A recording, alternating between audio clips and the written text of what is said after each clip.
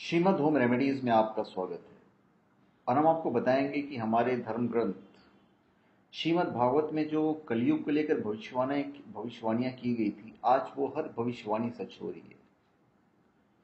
जैसे श्रीमद् भगवद गीता एक श्लोक में लिखा हुआ था कि धर्म, सत्यवादिता, स्वच्छता, सहिष्णुता, दया, जीवन की अवधि, शारीरिक शक्ति और स्मृति सभी दिन पर दिन घटती चली जाएगी और आज तक देखिए सब कम होता चला जा रहा है।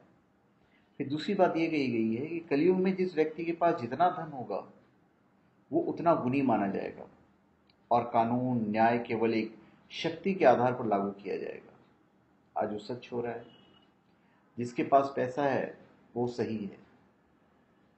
तीसरी बात जो कही गई है कि इस युग में पुरुष स्त्री बिना विवाह के ही केवल एक दूसरे में रुचि के अनुसार साथ रहेंगे और आज रह रहे हैं, लिव इन रिलेशनशिप है। व्यापार की सफलता छल पर निर्भर करेगी। कलयुग में ब्राह्मण सिर्फ एक धागा पहनकर ब्राह्मण होने का दावा करेंगे, एक्चुअली में उनके पास कुछ ज्ञानवान नहीं होगा। और देखिए सही बात है। चौथा एक श्लोक है उसमें कि जो मनुष्य घूस देने या धन खर्च करने में असमर्थ होगा उसे अदालतों से ठीक ठाक न्याय नहीं मिलेगा। जो व्यक्ति बहुत चालाक और स्वार्थी होगा वो इस युग में बहुत विद्वान माना जाएगा और सही बात भी है। फिर एक श्लोक है कि लोग भूख प्यास और कई तरह की चिंताओं से दुखी रहेंगे, कई तरह की बीमारियां उन्हें हर समय घेरे रहेगी। कलयुग में मनुष्य की उम्र केवल 20 या 30 वर्ष की रह जाएगी। अभी तो हम लोग चलो 60-65 है, ये बाद में 20 या 30 वर्ष होने वाली है। उसके बाद एक श्लोक में लिखा है कि लोग दूर के नदी तालाब को तो तीर्थ मानेंगे लेकिन अपने पास रह रहे माता पिता की निंदा करेंगे।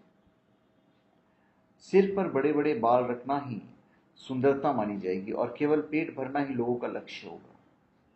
और बात सही भी है। फिर एक जगह लिखा है एक श्लोक में, कभी बारिश ना होगी, सूखा पड़ जाएगा, कभी कड़ाके की सर्दी पड़ेगी तो कभी भीषण गर्मी हो जाएगी, कभी आंधी आएगी तो कभी बाढ़ आ जाएगी। इन परिस्थितियों से लोग परेशान होंगे और नष्ट होते चले जाएंगे। और आज देखिए, आज कभी भी बहुत ज़्यादा ठंड पड़ जाता है तो कहीं बहुत ज़्यादा गर्मी पड़ जाती है, तो ये भविष्यवाणी भी सही हो रही है। फिर एक श्लोक में लिखा हुआ है कि इस युग में जिस व्यक्ति के पास धन नहीं होगा वे अधर्मी, अपवित्र और बेकार माना जाएगा। मतलब धन ही मेन चीज़ है। विवाह दो लोगों के बीच बस एक समझौता होगा और लोग बस स्नान करके समझेंगे कि वो अंतरात्मा से शुद्ध हो गए हैं। फिर एक श्लोक में है, धर्म कर्म के जो काम हैं केवल लोगों के सामने अच्छा दिखने और दिखावे के लिए किए जाएंगे। पृथ्वी भ्रष्ट लोगों से भर जाएगी और लोग सत्ता हासिल करने के लिए एक दूसरे को मारेंगे और हो भी रहा है ऐसा। और एक और भविष्यवाणी जो सही हो रही है वो ये है कि अकाल और अत्यधिक करों के कारण परेशान लोग घर छोड़ सड़कों और पहाड़ों पर रहने के लिए मजबूर हो जाएंगे।